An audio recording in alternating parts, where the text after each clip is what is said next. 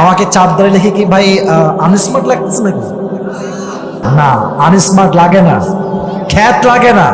এবং আমার তো বিশ্বাস যে যুবকটা দাড়ি রাখে সে শুধুমাত্র পুরুষ নয়, সে একজন সিংহ পুরুষ, একজন বীর পুরুষ যুবক ভাই।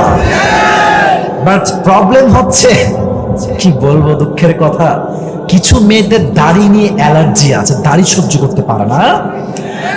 আর কিছু কিছু মেয়ে দাড়িওয়ালা যুবককে বিয়েও করতে চায় না। আমার ভদ্রতার সাথে দুটি কথা। এক নাম্বার, যদি কোনো মেয়ে আমাকে দাড়ি দেখে পছন্দ না করতে চায়, বিয়ে না করতে চায়, আমার কথা একটা, যেই মেয়ে আমাকে দাড়ি রেখে বিয়ে করতে চাইবে না ও তো আমার বউ হওয়ার যোগ্যতাই রাখে না যুবক ভাই। এক। দুই নাম্বার, একটু মাইন্ডে নিবেন না, একটু বুঝে শুনবেন। যদি কোনো মেয়ের আপনাকে দাড়ি দেখে পছন্দ না হয়, যে ভাইয়া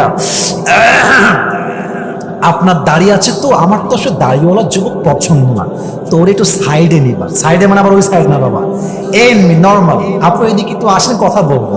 কি কথা বলবেন? যে আপু, যেহেতু আপনার দাড়িওয়ালা যুবক পছন্দ না, তো আমি সাতক্ষীরার কলরোয়ার ছেলে, আমার এটা ব্যক্তিগত মতামত আপনার জন্য, আপনার মতো মেয়ের জন্য আমাদের মতো সিংহ পুরুষ দিয়ে হবে না, আপনার জন্য সবচাইতে perfect, better and best option আমার চোখে আপনি বিটিএস থেকে হিজরা নিয়ে এসে বিয়ে করে ফেলেন, ওটাই আপনার জন্য পারফেক্ট হবে। যেই মেয়েদের দাড়ি পছন্দ হয় না, এর নামে মুসলমান, কাজে মুসলমান হতে পারে না যুবক ভাই। আবার বলেন তো, আমার নবীর মুখে দাড়ি ছিল কি ছিল না? আমার নবী কি দেখতে অসুন্দর ছিলেন?